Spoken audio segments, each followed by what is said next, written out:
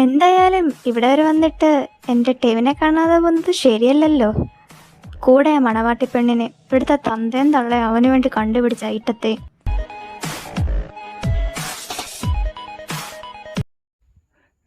ടെവിനെ, നീ റെഡിയായിട്ട് ജിയെയും കൂട്ടി രണ്ടുപേരോട് ഒന്നിച്ച് വേണം താഴോട്ട് ഇറങ്ങി വരാൻ.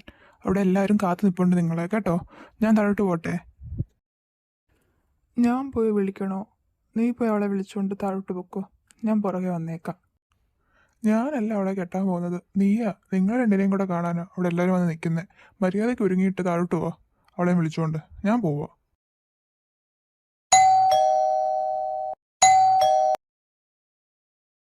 ആരാടാ ഇതൊക്കെ? രാവിലെ തൊട്ട് തുടങ്ങിയതാ. ഇത്രയും പേരൊക്കെ എന്തിനാടാ ഈ വരുന്നേ? ഓരോ വയ്യാവേലി. എടാ, നാളെ കഴിഞ്ഞാൽ നിന്റെ കല്യാണം. അവിടെ കല്യാണം നമ്മുടെ കുടുംബക്കാർ തന്നെയുണ്ട്, ഒരു 500-1000 പേര്. ഇനി ഫ്രണ്ട്സ് എല്ലാവരും കൂടെ വരുമ്പോൾ നല്ല ആൾക്കാർ കാണും. നീ മര്യാദയ്ക്ക് കൊച്ചിനെ കൊണ്ട് ഇങ്ങോട്ട് താഴോട്ട് ഇറങ്ങി വാ, കേട്ടോ. ആ, എന്തെങ്കിലും ആട്ടെ, ആരെങ്കിലുമൊക്കെ വരട്ടെ. നീ താഴോട്ട് പൊക്കോ. ഞാൻ ഈ മുടി ഒന്ന് സെറ്റ് ചെയ്തിട്ട് ഞാൻ ജിയെയും കൂട്ടി താഴോട്ട് വന്നേക്കാം.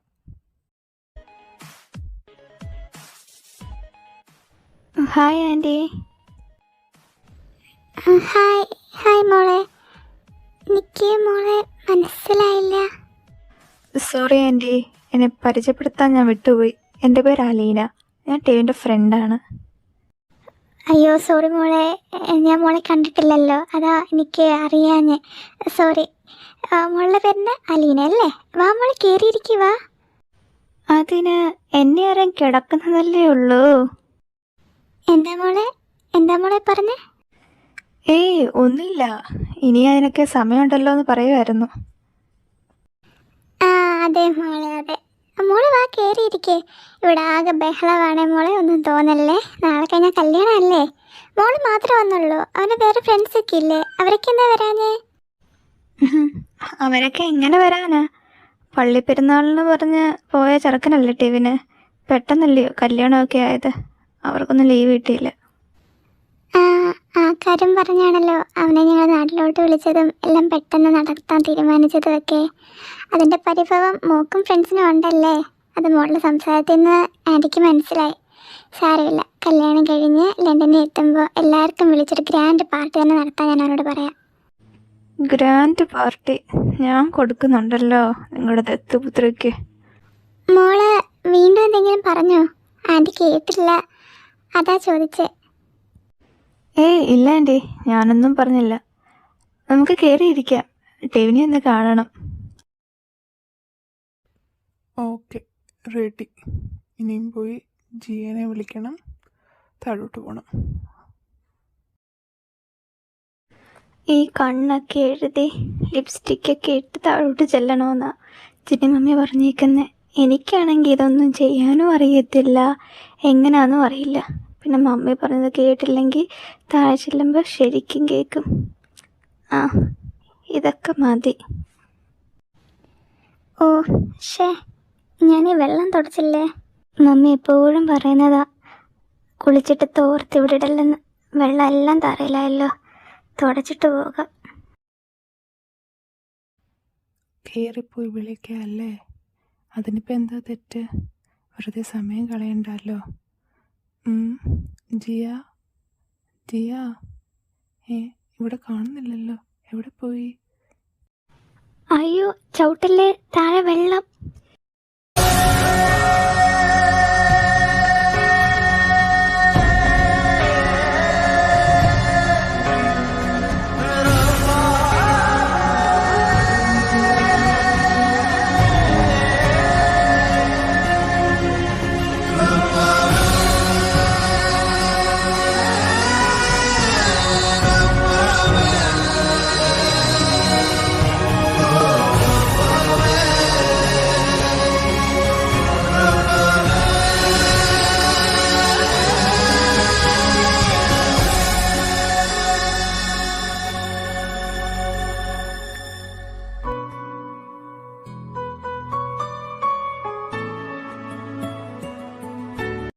എൻ്റെ മാതാവേ, എൻ്റെ കണ്ണേ, ഞാൻ എന്തായി കാണുന്നേ?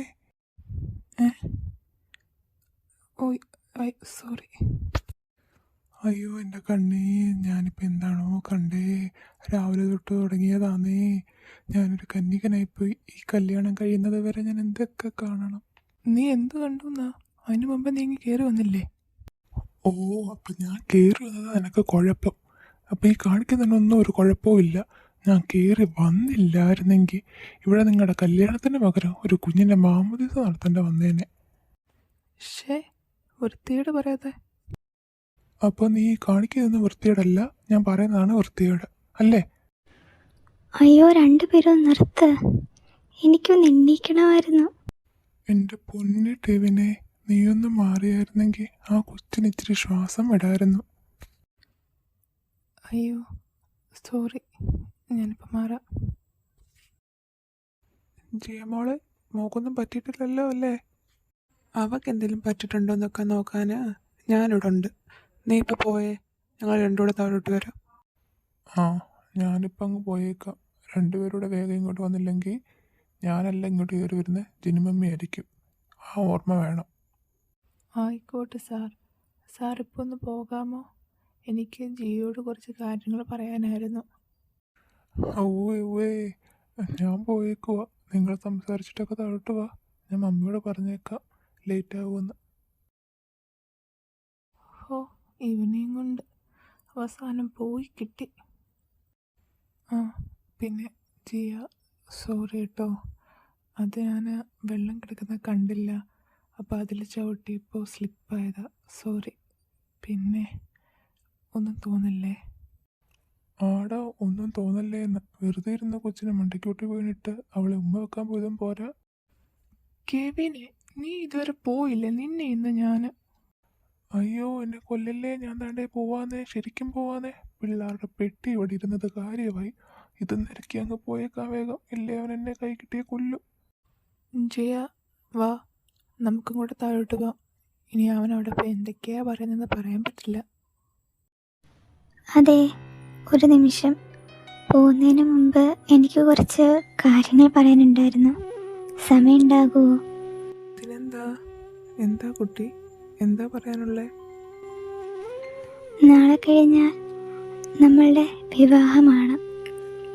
ഒരു മനുഷ്യൻ്റെ ജീവിതത്തിലെ ഏറ്റവും വലിയൊരു ദിവസമാണ് അവരുടെ വിവാഹ ദിവസം.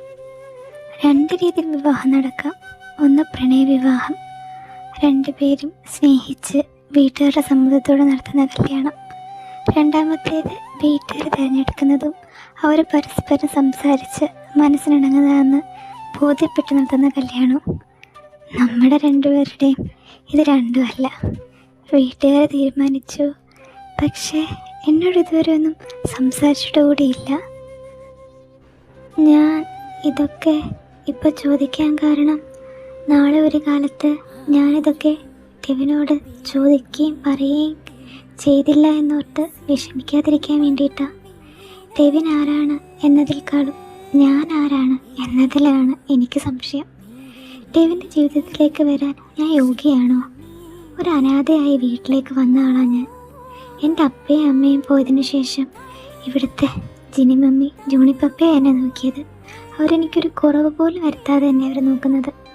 കെവിൻ്റെ മമ്മിയും പപ്പയും ഇല്ലായിരുന്നെങ്കിൽ ഞാനിന്ന് ഏതെങ്കിലും ഒരു അനാഥാലയത്തിൽ എങ്ങനെയെങ്കിലും ഒരു മൂലയിൽ ജീവിച്ചു പോയേന്. ഇവിടുത്തെ പപ്പയും മമ്മിയാണ് എനിക്ക് വീണ്ടും ഒരു ലോകമുണ്ടെന്ന് കാണിച്ചു തന്നത്. കെവിൻ്റെ ലോകവും എൻ്റെ ലോകവും തമ്മിൽ വളരെ വലിയ അന്തരമുണ്ട്. കെവിൻ്റെ ജീവിതത്തിലെ മുഖ്യ വേഷമാകാൻ ഞാൻ സുന്ദരിയുമല്ല, എനിക്കതിനുള്ള സമ്പത്തുകളുമില്ല. കെവിൻ ലണ്ടനിൽ കാണുന്ന പെൺകുട്ടികളെ പോലുള്ള സ്റ്റൈലോ പ്രശസ്തിയോ അവരെ പോലുള്ള ജീവിത രീതി ഒന്നുമല്ല എൻ്റേത്. ഞാൻ ഈ നാട്ടിൻ പുറത്തെ ഒരു സാധാരണക്കാരിയായി വളരുന്ന ഒരു സാധാരണപ്പെട്ട കുടുംബത്തിലെ അപ്പൻ്റെ അമ്മയുടെ മകള്. ഈ വീട്ടിൽ വന്നതിന് ശേഷമാണ് ഞാൻ ഇത്ര ആർഭാടമുള്ള ഒരു ജീവിതം കാണുന്നത് തന്നെ. ഈ ആൾക്കൂട്ടങ്ങൾക്കിടയിൽ ആരും കാണാതെ, ആരും ഗവനിക്കാതെ, അല്ലെങ്കിൽ തന്നെ കണ്ടിട്ടും കണ്ടില്ലെന്ന് നടിക്കുന്ന ഒരു വ്യക്തിയില്ലേ, ആ ഒരു വ്യക്തിയാണ് ഞാൻ. ആരും എന്നെ ശ്രദ്ധിക്കാറേ ഇല്ല. എനിക്കൊരു സ്ഥാനം അവർക്കിടയിൽ അവർ നൽകാറ് പോലുമില്ല. അങ്ങനെയൊക്കെയുള്ള എന്നെ വിവാഹം കഴിക്കാൻ കെവിൻ സമ്മതിച്ചു എന്ന് ഇവിടെയുള്ളവരെല്ലാം പറയുന്നു. അത് സത്യമാണെന്ന് ഉൾക്കൊള്ളാൻ എനിക്കിതേ ഈ നിമിഷം വരെയും കഴിയുന്നില്ല. എൻ്റെ ലോകം ദാ ഈ കാണുന്നതായിരുന്നു. ഈ മുറിയും ജിനിമമ്മയും ജൂണിപ്പപ്പയും പിന്നെ എൻ്റെ അമ്മയുടെ അപ്പയുടെ ആ കല്ലറയുള്ള ആ പള്ളി. ഈ വീട്ടിലിപ്പോൾ ഒരുപാട് ആളുകളുണ്ട്, ഒരുപാട്. പക്ഷേ ഇവരിൽ ഒരാൾ പോലും ഈ ജിയുടേതെന്ന് പറയാനില്ല. എനിക്കും ഉണ്ടായിരുന്നു കുറേ ആളുകൾ. എല്ലാവരും എൻ്റെ അപ്പയും അമ്മയും പോയി കഴിഞ്ഞപ്പോൾ ഈ പാവം പിടിച്ച അനാഥ പെണ്ണ് അവർക്കൊരു ബാധ്യതയാകുമെന്ന് ഓർത്തിട്ടായിരിക്കും ആരും മിണ്ടാൻ വന്നിട്ടില്ല, തിരിഞ്ഞു പോലും നോക്കിയിട്ടില്ല.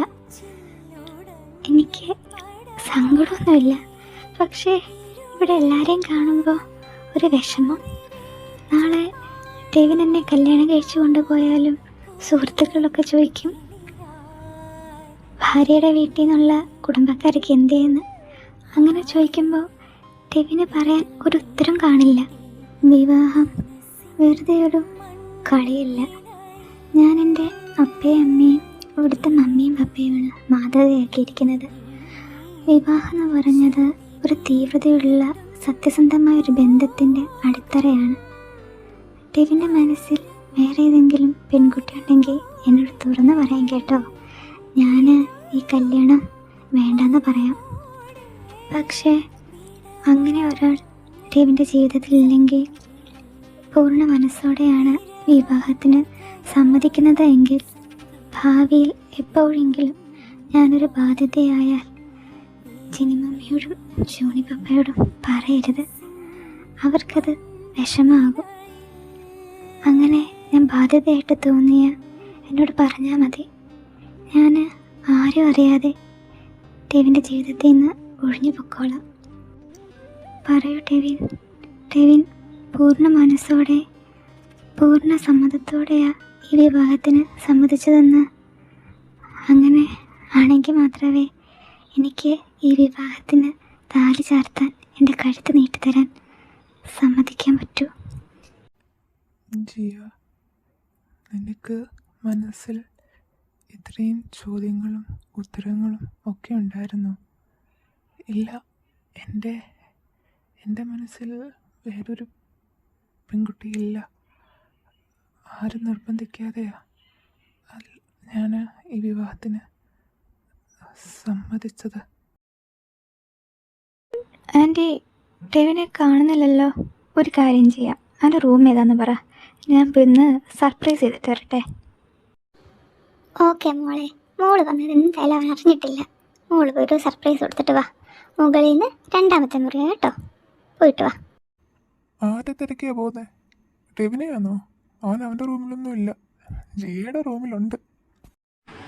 അവൻ എന്തുവാ ആ പെണ്ണിൻ്റെ റൂമിൽ കാര്യം? ആൻറ്റി, ഞാനെന്നാ മേലോട്ട് പോയി അവനെ സർപ്രൈസ് ചെയ്തിട്ട് വരാം. കുട്ടി ആരാ? ടെവിൻ്റെ ഫ്രണ്ടാണോ? അവരിപ്പോൾ ഇങ്ങ് വരും, ഇവിടെ വെയിറ്റ് ചെയ്യാൻ. അവനിപ്പോൾ വരും. അതേടാ, ടെവിൻ മോൻ്റെ ഫ്രണ്ടാ അലീന. കല്യാണം കൂടാൻ വേണ്ടി UK നിന്ന് വന്നതാ. മോളെ ഇവൻ പറഞ്ഞ പോലെ ഇവിടെ വെയിറ്റ് ചെയ്യട്ടോ, അവർ രണ്ടുപേരോട് ഇപ്പം ഇങ്ങോട്ട് വരും. കെവിനെ മോനെ മകളുടെ വാട, ഇവരുടെ പന്തൽ പണിയൊക്കെ എന്തായെന്ന് നോക്കണ്ടേ. മോളെ അലീനെ ഇവിടെ വെയിറ്റ് ചെയ്യട്ടോ, ഞങ്ങളിപ്പോൾ വരാവേ. ടെവിനും മോളും ഇപ്പോൾ വരും കേട്ടോ. ഇവിടുത്തെ ജൂണിപ്പപ്പ കെട്ട് കല്യാണത്തിൻ്റെ കാര്യങ്ങളൊക്കെ നോക്കാൻ വേണ്ടിയിട്ട് പള്ളി പോയേക്കുക.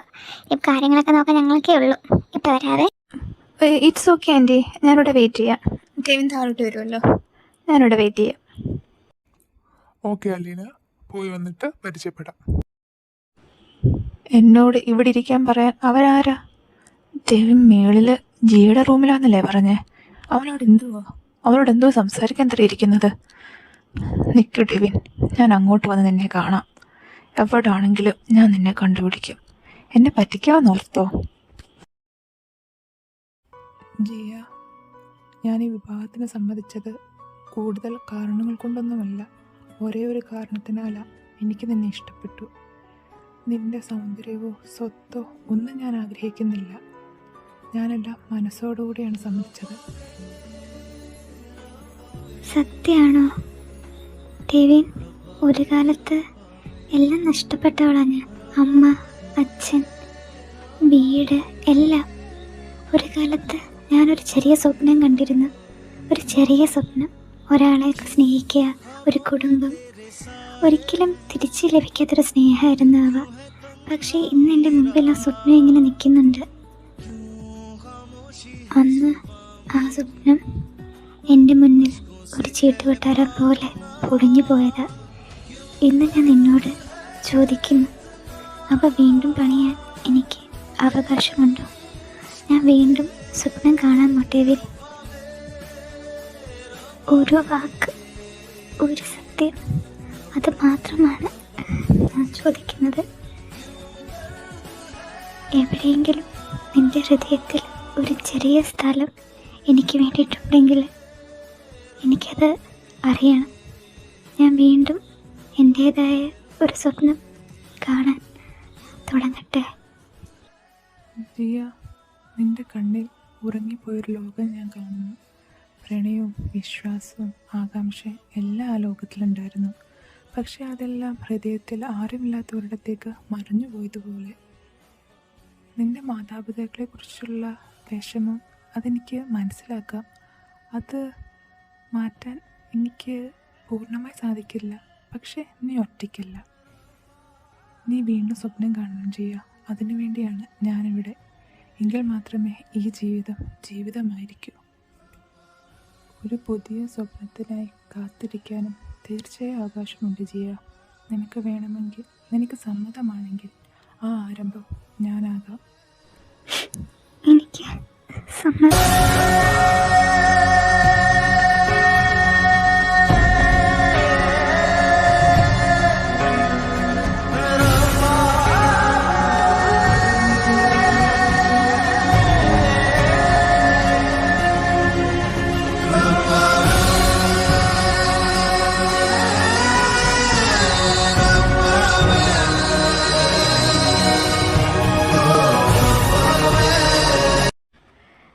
ഡെവിൻ,